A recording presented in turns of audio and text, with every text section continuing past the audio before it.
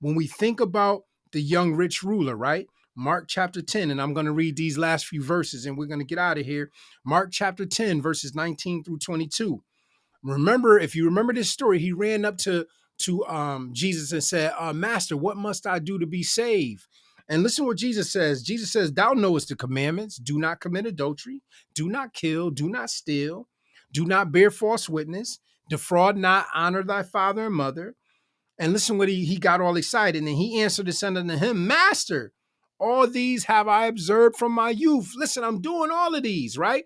And this could be many of us, right? We could be doing all of those things Jesus just said, or all of the things when we came to him and says, listen, Lord, what must I do to be saved? Or what must I do to be pleasing in your sight on this journey? And he laid out some of these things, right? And we said, oh yeah, man, I've been doing that ever since I've been saved. I've been holding that down.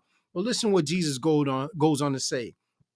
Then Jesus, beholding him, he looked on him, loved him. I love that it says that because it shows that what Jesus is getting ready to say to him is not because he hate him, not because he want to be mean, but it's because he loved them.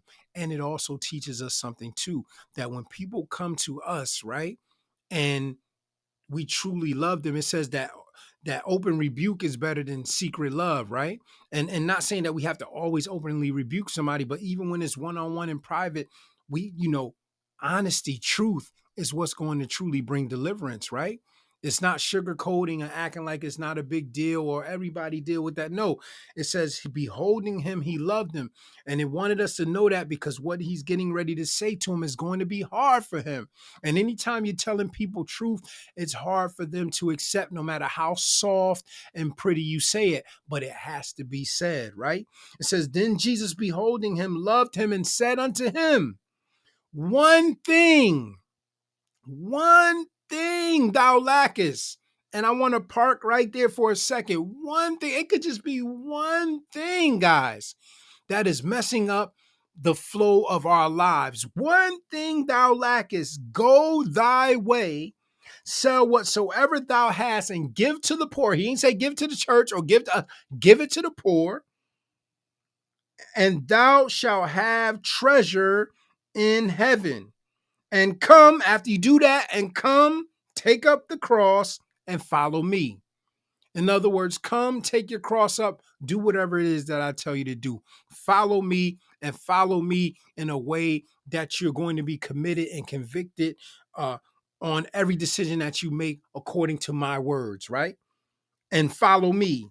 And he was sad at that saying and went away grieved, for he had great possessions. What did I say a minute ago? No matter how soft you say it to somebody, especially when it comes to something they should be doing, opposite of what they are doing, sin or whatever it is that they're doing, it's going to be offensive. It's going to be hurtful, no matter how soft you say it. But it has to be said. And one other thing in there that I wanted to pull out that I've already mentioned, it was just one thing. It was just this one thing. But even though it was just that one thing that was blocking him from total freedom, right? From eternal life, from living with Jesus forever, he could not let go and he walked away sad. Why? Because he couldn't let it go. He allowed something so minute compared to salvation, so minute compared to having a relationship with the Lord, being able to walk with him and talk with him every day. He allowed that to cause him to walk in the opposite direction. Why? Because that's what his focus was on. That's where his head was at. That's what he was driven by. And many of us, it's that one thing that we're struggling with letting go, right? Whether that's always having to answer somebody back, right?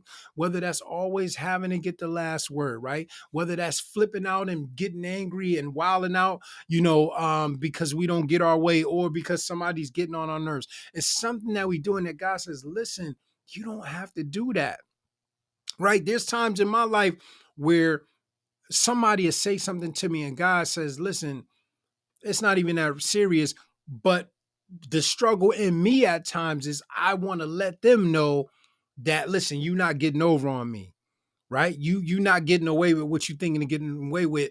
And I say something. Am I saying that sometimes the Lord doesn't tell us to say something? Of course he does. But sometimes he said, listen, it's not that big of a deal, right? This was for me to let you know what was going on around you.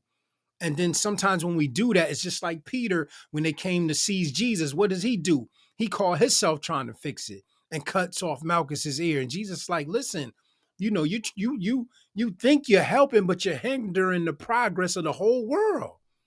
Right. And that's what I'm here to say to you guys. Like, listen, let's stop hindering the progress of what it is that God has called us to do over these small and over a lack of money, over some bill or this and that. Figure out how to get that situation straight. Because if we be honest with ourselves, it's too much information out here. There's too many doors that's open. There's too much that the Lord has for us to be in many of these positions. And if we be honest with ourselves, sometimes some of these positions, financially, spiritually, physically, it comes from bad habits. Whether that's bad habits of spending, whether that's bad habits of eating, whether that's bad habits when it comes to spirituality, not spending time with God, not reading his word. Like if we be honest, probably a high percentage, not probably a high percentage of why we aren't doing things that we should be doing or aren't where we're supposed to be has to do with something that we are either doing or not doing.